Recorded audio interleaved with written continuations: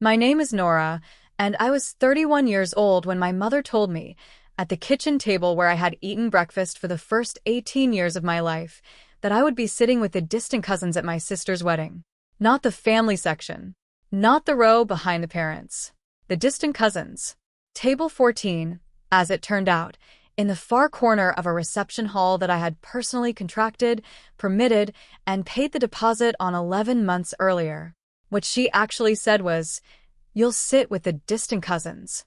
We need the front row for his family. They're flying in from Portland, and we want them to feel welcomed." I nodded.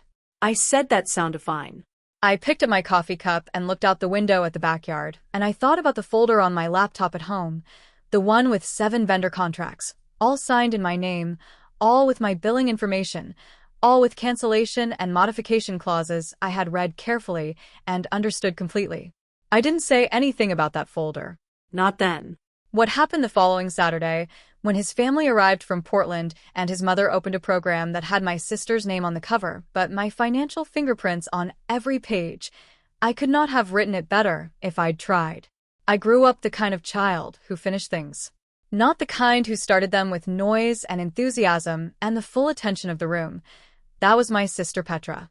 Petra was 2 years younger than me and had been finishing sentences before I finished paragraphs since approximately the 4th grade, and our family had organized itself around that fact with the comfortable naturalness of a household that has found its pattern and settled into it. Petra was the one with the ideas. I was the one who made them work. I want to be precise about this because it matters for everything that comes later. This was not a dynamic I resented, not for most of my life. It was simply accurate. Petra is genuinely bright and genuinely magnetic and genuinely better than I am at the part of any endeavor that requires other people to get excited about it. She can walk into a room and within 20 minutes have every person in it feeling that her project is the most interesting thing they could possibly be involved in. That is a real skill. I have watched her do it since she was 9 years old. What Petra has never been particularly good at is the part that comes after the excitement. The follow-through, the logistics, the reading of contracts and the tracking of deposits and the management of the 17 moving pieces that any significant undertaking requires someone to hold simultaneously without dropping. That part in our family was mine. I am a licensed CPA. I have run my own small accounting firm in Portland, Oregon since I was 27, mostly individual tax clients and small business accounts, with a handful of nonprofit organizations whose financial management I oversee. My work is invisible by design. Nobody thinks about their accountant when things are going well. That is the point. The numbers are correct, the filings are on time, the obligations are met, and the person whose name is on the engagement letter goes about their life, without needing to think about the infrastructure underneath it. My sister had been dating a man named Elliot for 2.5 years when he proposed. Elliot was from a family in Portland, the same Portland I lived in, which was how they had met, at a birthday party for a mutual friend, and his family was comfortable in a quiet, unassuming way that I found easy to respect. His parents, Harriet and Glenn Brower, had been married for 38 years. Harriet had worked as a hospital administrator for most of her career and had recently moved into a part-time consulting role. Glenn was a recently retired civil engineer. They were organized, careful, attentive people who asked good questions and listened to the answers, and from the 2 dinners I had attended where both families were present, I had found them straightforward to be around. My parents, my father Dennis, a former high school vice principal who had retired 2 years earlier, and my mother Barb, who had worked for 30 years as a dental office manager before retiring the previous spring, were not in a position to fund the wedding Petra wanted. I want to be clear about this without being unkind.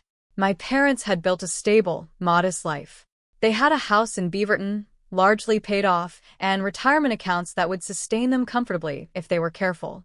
What they did not have, and what Petra's vision of her wedding required, was the kind of available cash that funds a 160-person seated reception at a venue in the Pearl District of Portland, with a live band, a full catering service, a florist, a videographer, and the specific lighting rig that Petra had seen at a friend's wedding and described to me in detail across a 45-minute phone call.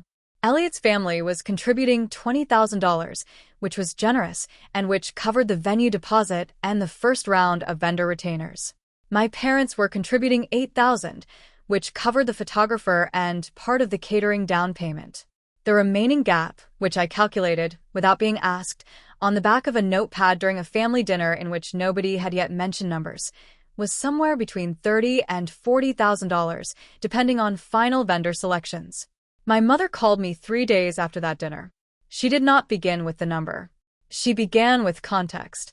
She talked about how much the wedding meant to Petra, and how Elliot was a wonderful match, and how the Brower family had been so gracious about their contribution, and how it would be lovely if the day could be everything Petra had imagined. She talked for 4 minutes and 12 seconds. I know this because I was sitting at my desk with nothing open on my computer, and I was watching the call timer on my phone screen before she got to the part where she said, "We were hoping you might be able to help fill in some of the gaps." I said yes. I said yes because I loved my sister. I said yes because I had the money. Not lavishly, but I had been careful and consistent for 10 years, and I had savings and no debt, and a paid-off car, and a rental property in Southeast Portland that generated modest monthly income. I said yes because I am an accountant, and I understand that when you say yes to funding a significant event, you do not hand money to people and hope for the best. You become the authorized party on the contracts. You hold the paper. You are the one the vendors call. This is not a trust issue. This is simply how responsible financial management works. I explained this to my mother briefly, and she said it sounded very organized, and I said I would be in touch with the vendors directly.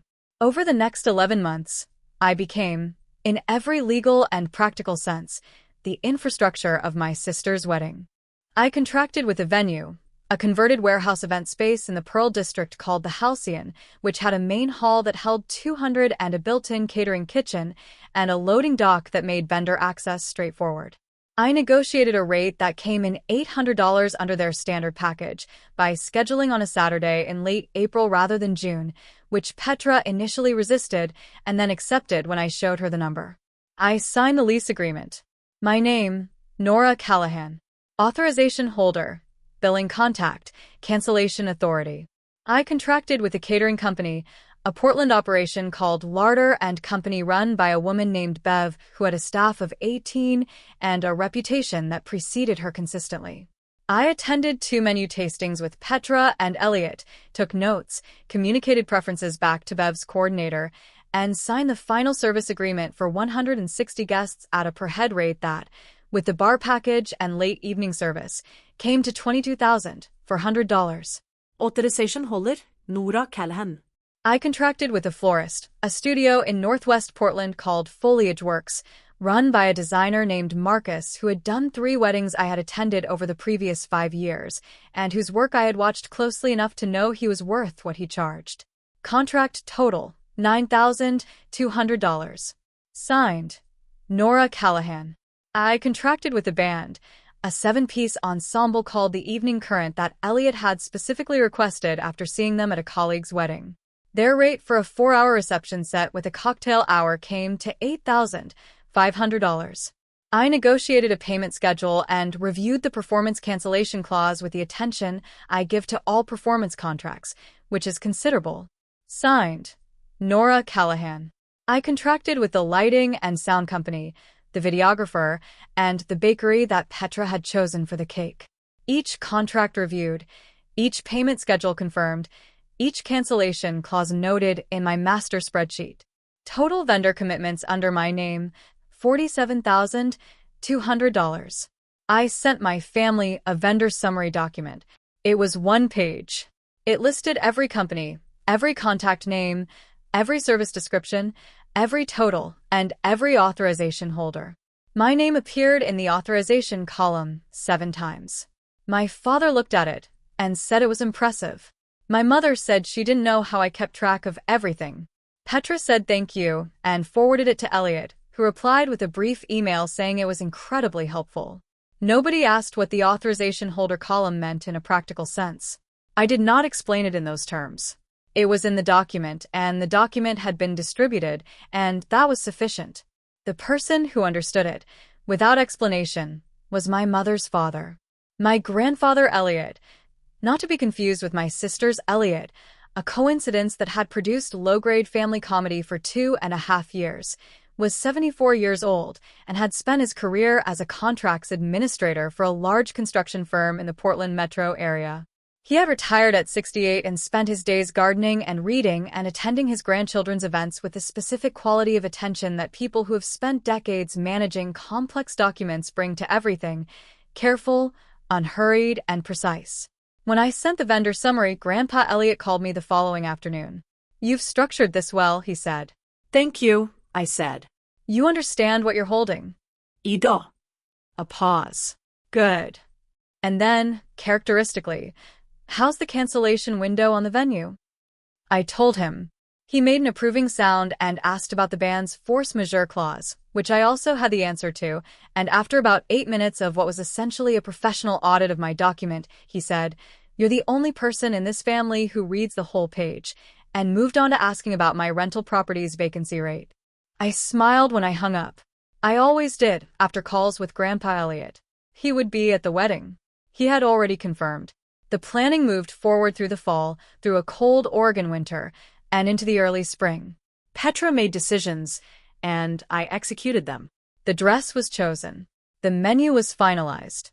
The seating chart went through 4 iterations, each of which I received as a spreadsheet and formatted into a venue-compatible layout for Bev's team at Larder.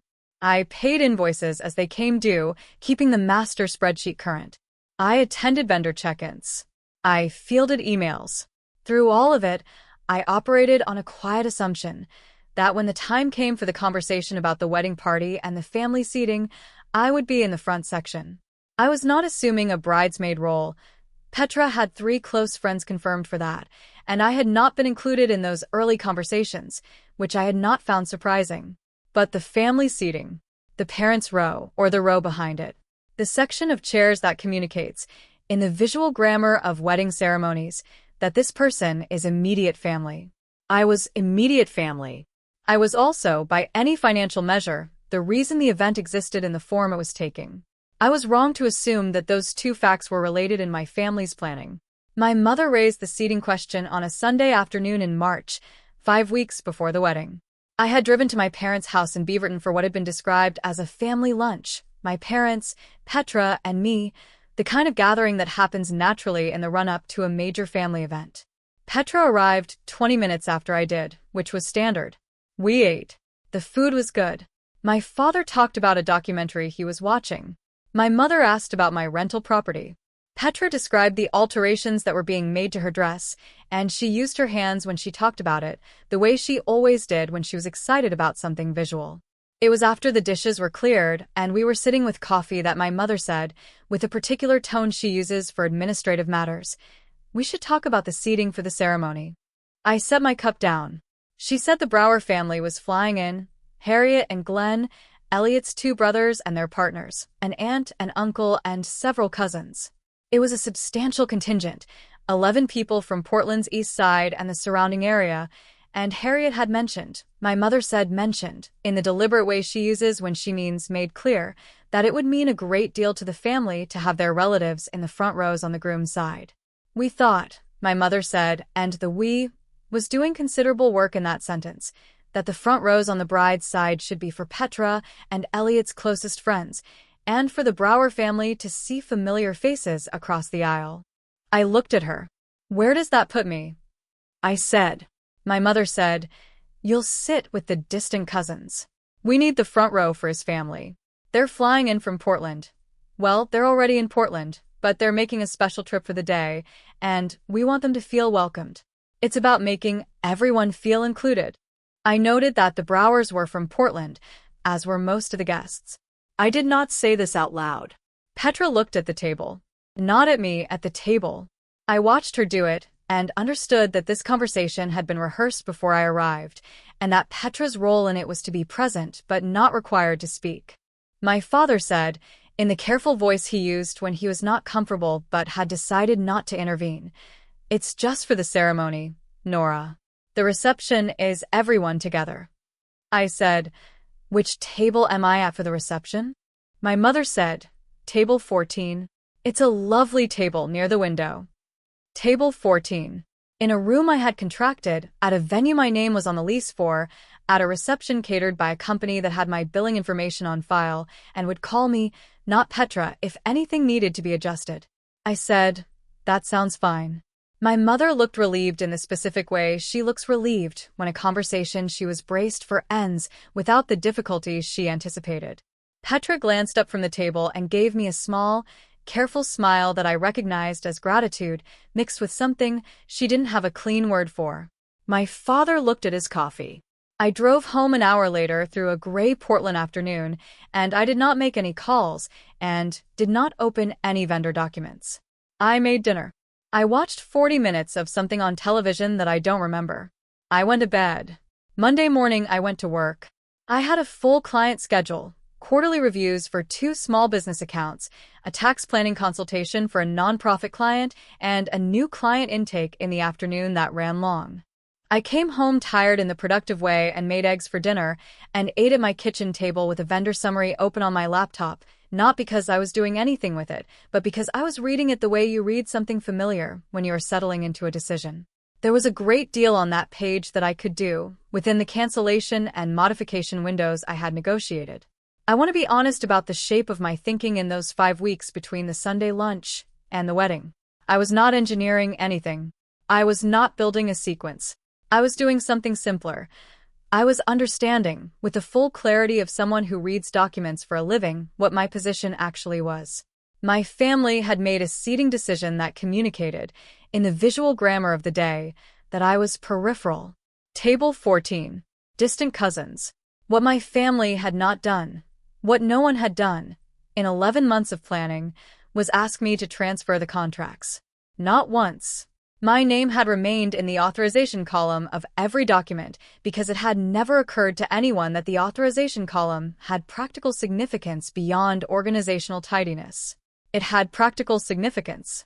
I called Bev at Larder and Company on a Wednesday morning, not to change anything, but to confirm the final headcount and verify the service timeline. Bev and I had spoken perhaps 20 times over the course of the planning, and she knew my voice and my name and the specifics of the account. I confirmed 200 guests. The count had grown slightly from the original 160, and reviewed the service schedule. Everything was on track. I confirmed my cell number as the primary event day contact. I called Marcus at Foliage Works and confirmed the delivery window for the ceremony arrangements and reception centerpieces. I called the venue coordinator at the Halcyon, a young woman named Priya, who had been my contact there for 11 months, and confirmed the load-in schedule for all vendors. I did all of this in my ordinary professional voice, because it was ordinary professional work. I was the event's primary logistics contact. That was simply the fact. The week before the wedding, Petra texted me the final seating chart. I was at table 14. 8 seats, window side, back left quadrant of the hall. The nearest family member to me at adjacent tables was a second cousin I had met at Grandpa Elliot's retirement party 8 years ago. I printed the seating chart and put it in the folder on my desk. Grandpa Elliot called me that Thursday evening. I had not talked to him since February. He said, "How's the seating looking?" I said, "Table 14. A pause. He said, "Where's that?" I said, "Back left. Near the window." Another pause, longer. He said, "And you're still the authorization holder?" I said, "Yes." He was quiet for a moment. Then he said, "I'll see you Saturday." That was all. I didn't need more than that, and neither did he. The wedding was on a Saturday in late April. Portland in late April is the specific beautiful that people who live there spend all winter waiting for.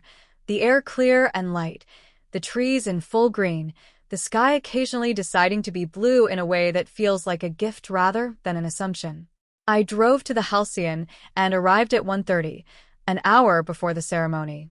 I had dressed with care, a sage green dress, my grandmother's gold bracelet, low heels that I could stand in for 5 hours without consequences. I parked in the venue's adjacent lot, which I knew well from 11 months of site visits, and I walked through the main entrance.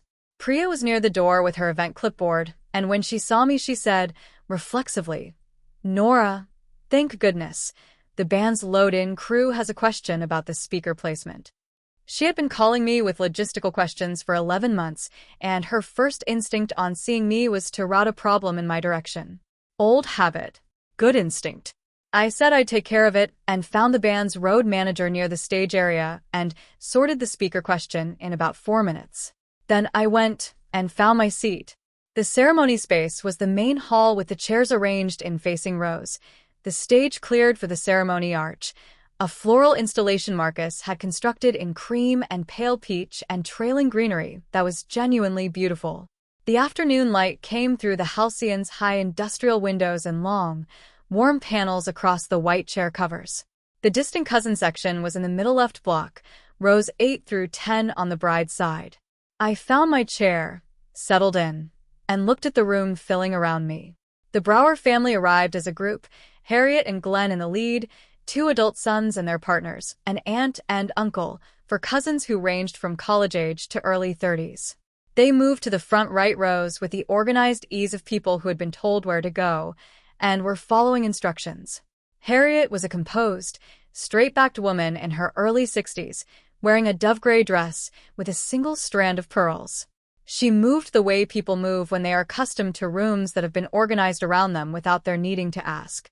I watched her take her seat in the front row and look around the hall with a kind of assessing attention that I recognized professionally, the look of someone who understands what a well-run event looks like and is reading this one. My parents were in the second row on the bride's side. My mother turned and found me and gave me a small wave that was warmer than it might have been, which I interpreted as she had been thinking about Sunday's conversation. My father nodded. I raised a hand. Grandpa Elliot was 3 seats to my right in the distant cousin section, which I had not expected. He had been specifically seated there, which meant someone had placed him there, which meant either the seating was more considered than I'd understood or Grandpa Elliot had requested it. He caught my eye and gave me a brief, level nod that meant something I didn't need decoded. The ceremony was warm and well-paced. Petra was luminous in a way that I mean without irony. She had the particular radiance of a person whose external presentation has finally caught up to their internal certainty. She cried at Elliot's vows and did not apologize for it. Elliot did not cry, but his voice changed for one line, and the minister, who had known both families, waited a breath before continuing. It was a good ceremony. It was the kind of ceremony that a room of people leave feeling that something real has happened. I watched it from the middle left block and felt, not bitterness, but a kind of careful steadiness. A level orientation. I was here. I had helped make this happen. The ceremony arch above my sister's head was one that I had contracted and paid for. The florist who designed it was someone I had hired. The hall that held all of us was one whose lease I had signed. None of that was visible from where anyone was sitting. Not yet. The cocktail hour moved into the adjacent atrium, Larder and Company, staff circulating with past appetizers, and Bev herself visible near the service corridor, running her team with the smooth, invisible efficiency I had trusted her to deliver. The food was excellent. I knew it would be. I stood near the bar with a glass of wine and watched the room. I watched the Brower family move through it, Harriet and Glenn receiving the flow of people who came to introduce themselves, the easy confidence of a family whose social situation was clear. I watched my parents work the room in their careful, gracious way. I watched Petra and Elliot, radiant and together, doing the specific work of receiving congratulations from 160 people without letting it flatten them. I watched Harriet Brower make a slow circuit of the atrium, stopping at the florals near the window, pausing to examine the lighting installation along the ceiling track, the kind of circuit that a person with event experience makes when they are reading the room for what it cost and who made the decisions. She stopped near the bar and picked up a drink and said something to Glenn that made him look around the room with a similar attention. I refilled my glass and moved toward the windows. The reception hall opened at 5:30. I found table 14, introduced myself to the people around me. Petra's second cousin and her husband, a colleague of Elliot's who had come without a +1, 2 friends of Grandpa Elliot's from his professional years who were warm and funny and told stories about Portland in the 1980s that made me laugh. I settled in. The centerpieces on the table were from Foliage Works, Marcus's work, cream and blush and low, abundant arrangements that were exactly what Petra had wanted and exactly what I had contracted. Across the room, At the head table, Petra and Elliot and their wedding party, and both sets of parents occupied the raised platform in the warm light. I had a clear sight line from table 14. Harriet Brower was at the table directly adjacent to the head table, table 2, the designated family overflow. She was seated with Glenn and 2 of Elliot's brothers. She was not looking at the head table. She was looking at the room, the centerpieces, the lighting, the band now doing its sound check in the far corner, with that same reading the room quality I had noticed at the cocktail hour, but more concentrated now, the way attention sharpens when a question has formed and is looking for its answer. I picked up the menu card at my place setting and read it. The menu was exactly as specified in the Larder and Company contract. It was going to be a very good dinner. It happened at the end of the salad course. Priya, the venue coordinator, my contact at the Halcyon for 11 months, came into the reception hall from the service corridor with a quiet, purposeful movement of someone handling a logistical item. She moved along the perimeter of the room, past tables 10 through 12, and then she stopped and spoke briefly to one of Bev's servers, and the server looked out toward the tables and pointed, and Priya followed the point. She walked to table 14. She crouched slightly at the edge of my chair and said, in the low professional voice she used for event day communication, "I'm sorry to interrupt. Nora, we have the overtime extension form for the band. The Evening Currents manager wants to confirm a potential 90-minute extension if the reception runs long. It requires authorization holder sign-off. Are you okay to do this now, or should I come back?" I said now was fine. She produced a single-page form from her clipboard. Standard Event Extension Authorization, the Halcyon's document, the one I had seen during the contract review phase. At the top, in the event organizer field, Nora Callahan. Authorization holder, she said, in the clear, professional voice of someone doing her job in a room full of people eating dinner. Just to confirm for our records, you're the authorization holder on the venue agreement and the associated vendor coordination. Is that still accurate? I said, yes, that's accurate. She said, and you have authority over the band extension as the primary contract holder? I said, I do. I signed the form. She said thank you, straightened up, noted something on her clipboard and said, and this is the part that she said with no more emphasis than any other logistical statement, the way you confirm a delivery window or a head count. We just want to make sure we're running everything through the right person. With 7 vendor contracts under your name, we like to keep the authorization chain clean. 7 vendor contracts, said clearly, in a room where the nearest occupied table was 4 feet away. I became aware, in the peripheral way that you become aware of a shift in air pressure, that Harriet Brower had gone still. She was at table 2, 4 feet to my right and slightly behind my sight line, and she had been in conversation with Glenn a moment before. She was not in conversation with Glenn now. She was turned, very slightly, in her chair, and she was looking at Priya's clipboard and then at me with an expression of focused, recalibrating attention. Priya thanked me again and moved back toward the service corridor. The table was quiet. Harriet said, "Excuse me." She said it in my direction, in the careful, direct voice of someone who has decided to ask a question rather than sit with a conclusion. I don't think we've been properly introduced. I'm Harriet, Elliot's mother. I said, I know. I'm Nora, Petra's sister. She looked at me for a moment. Then she looked at the form that Priya had left a copy of on the table, the venue event extension authorization, with my name in the organizer field. She said, "You're the authorization holder on the venue contract?" I said, "I'm the authorization holder on the venue and on the other vendor agreements for the event, yes." She said, "How many?" I said, 7. The venue, catering, florals, the band, lighting, the videographer, and the bakery. A pause in which she looked at the centerpiece on my table, and then at the lighting rig above us, and then at the band doing their final check in the corner. She said, "What's the total?" I said the number, $47,200, the same way I say numbers in client meetings, which is to say flatly, as a data point rather than a declaration. Glenn set down his fork. Harriet said, in a voice that was still very controlled but had developed a particular quality of careful precision, "Did Petra's family, did your parents know the scope of this?" I said, They knew I was contributing.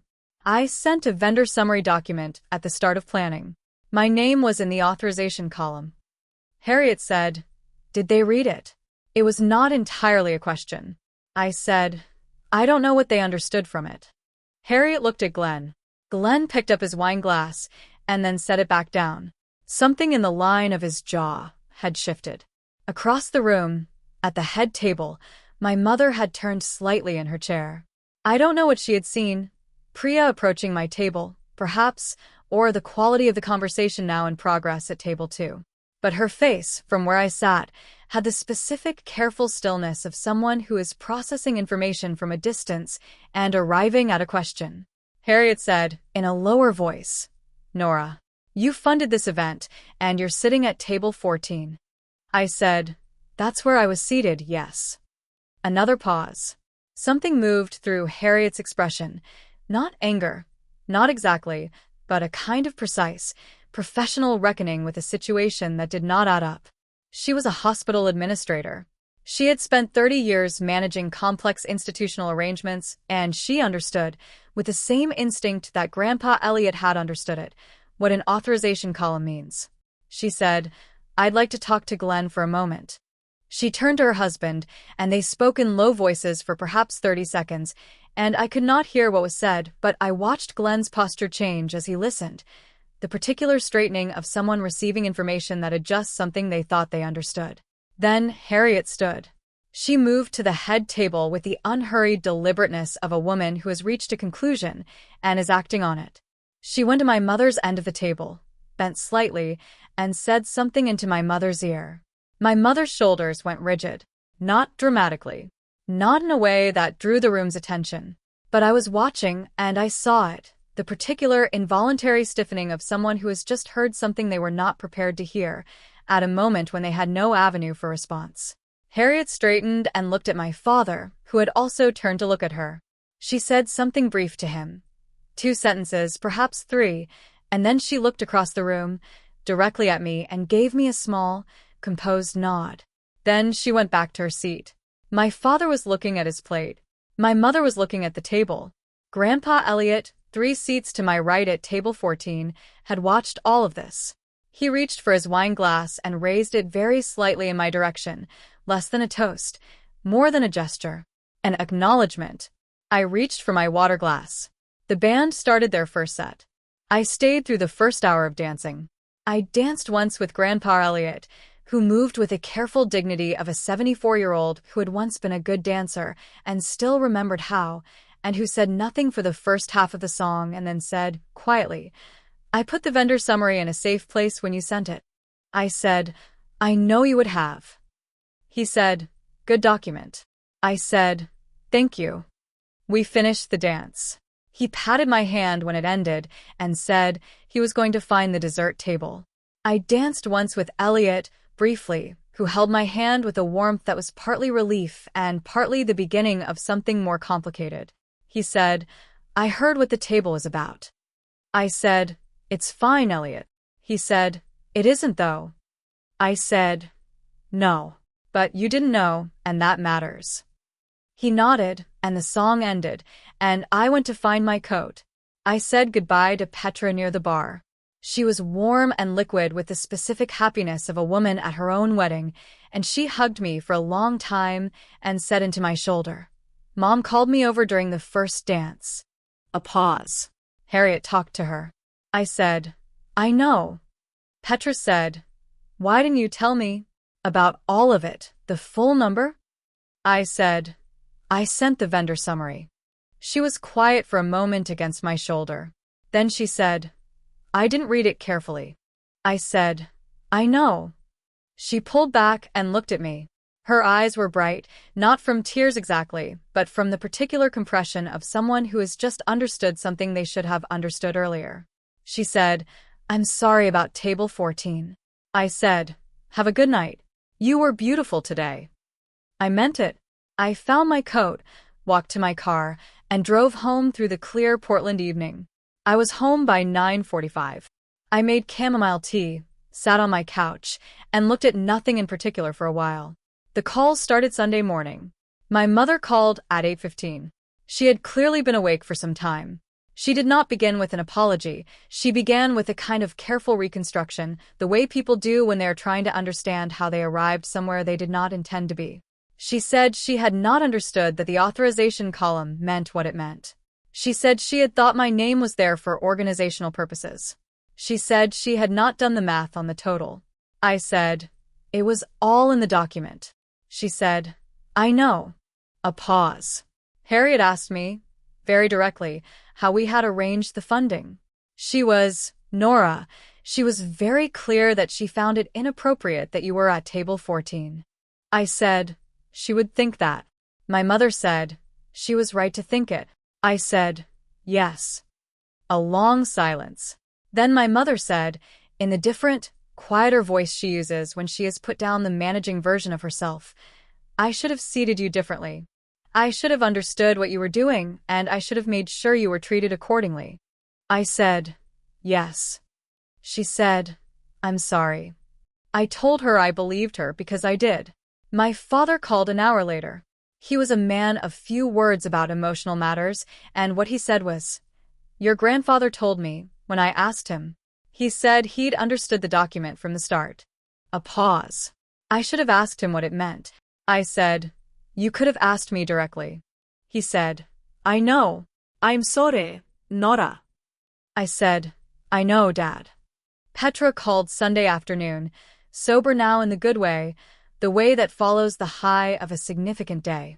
She had talked to Elliot, who had talked to his mother, and she had a more complete picture of the Table 2 conversation than anyone had yet given me. She said Harriet had been, in her word, pointed in her conversation with our parents. Not cruel. Harriet was not a cruel person, but specific, in the way that people who have spent careers managing institutions are specific when something in the management chain is wrong. Petra said, Harriet asked Elliot if he knew you had funded the event. He said he knew you'd helped. She asked him how much. He didn't know. She told him. A pause. He was upset with himself. I said, he doesn't need to be. He wasn't responsible for the seating. Petra said, he's going to want to do something. He and Harriet both. I said, they don't need to do anything. Petra was quiet for a moment. Then she said, you knew, didn't you? When Mom told you about the seating. You knew what you were holding and you let it play out. I said, I let the document exist. She was quiet again. Then, that's very you. I said, yes. Harriet called on Monday morning. She was precise and warm in equal measure, which I had come to understand was simply her register. She said she wanted to apologize directly for the fact that someone who had materially funded a family event had been placed in the back left quadrant of the room without, apparently, the full picture being understood by anyone who had made that decision. She said she found that situation to be a reflection on the planning process, and that she was sorry I had experienced it.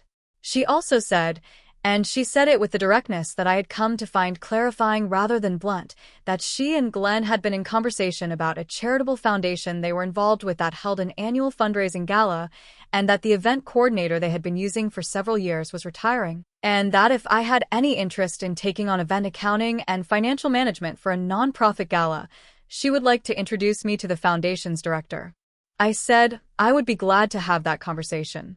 She said she would send an introduction by the end of the week. She did. The foundation's director called me the following Thursday, and we spoke for 40 minutes, and by the end of that conversation there was a meeting scheduled for the following month to discuss a 3-year engagement covering both the annual gala and a smaller spring event the foundation was developing. The contract, when it was finalized, was the largest single engagement my firm had taken on in its 8-year history. It was signed, as all my contracts are, in my name. Nora Callahan. Authorization holder. Billing contact. The person the vendors call. Over the weeks that followed, several things shifted in ways that did not require my management. My mother began, for the first time in my adult memory, asking me about my work in a specific way. Not the general, dutiful inquiry of someone performing interest, but real questions about clients, about the rental property, about what the firm's growth had looked like over the past 3 years. She asked with the quality of attention of someone reassembling a picture they had been holding at the wrong angle for a long time. My father, over a dinner in May, said he had looked at the vendor summary document again. He said, You negotiated them down on the venue. I said, $800. I moved the date. He said, smart. That was it. It was enough. Petra and I had lunch 3 weeks after the wedding at a place near my office. She was happy, genuinely, durably happy, the kind that settles in after the event itself and becomes the new baseline. She talked about Elliot and about the apartment they were looking for and about a project at her job that she was excited about. And then she said over coffee, I'm going to read things more carefully from now on. I said, that's a good practice. She said, you could have said something. Any time in 11 months. I said, the document said it. That's the same thing. She thought about that. Then she said, for you it is. I said, yes. For me it is.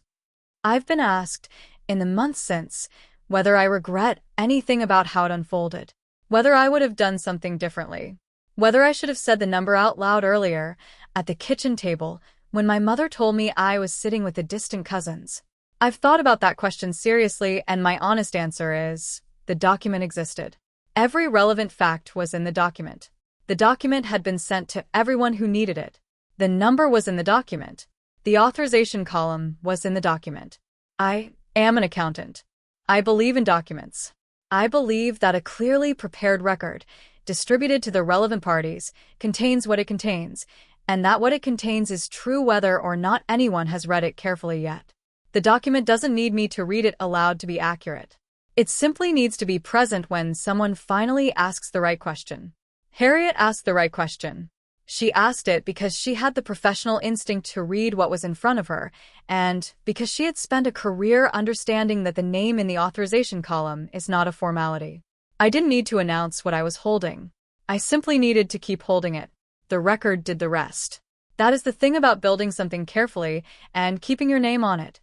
It waits. It doesn't get impatient. It doesn't need you to argue on its behalf. When the room is ready, it speaks for itself. That's my story. A vendor summary document that 7 people received and 1 person read. A venue coordinator named Priya, who needed an authorization signature mid-reception, and a woman named Harriet, who understood what an authorization column means within 40 seconds of seeing my name in one. Have you ever been the person who built the thing, the event, the project, the plan, and then been handed a seat at table 14 while everyone else took the credit?